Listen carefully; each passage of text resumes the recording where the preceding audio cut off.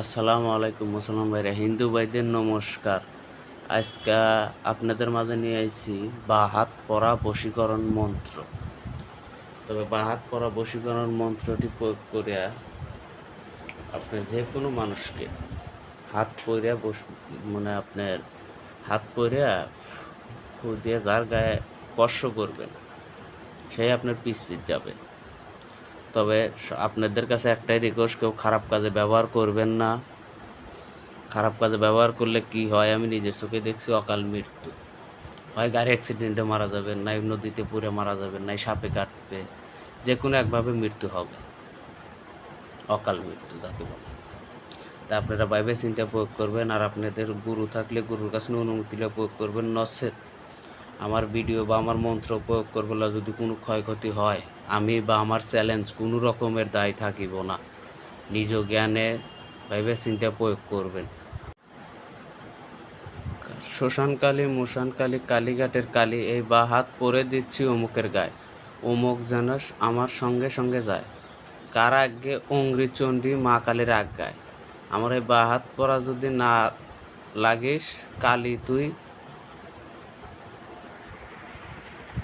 তুই বাব্বাতার কর। এইভাবেই মন্ত্রটি বলবেন, একবার করে বলবেন, একবার করে মন্ত্র বলবেন, একটা করে ফু দিবেন।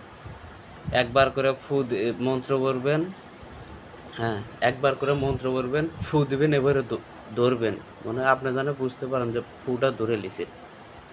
এইভাবে 3বার পাঠ করবেন, তিনবার পাঠ করবেন, 9বার ফু দিবেন, দিয়া এবারে ধরে নিয়ে যায়। আর যে কোনো মানুষের এই যেবা করে সঙ্গে সঙ্গে আপনার পিছ যাইবে। তবে মন্ত্রটা সিদ্ধ করে নেবেন।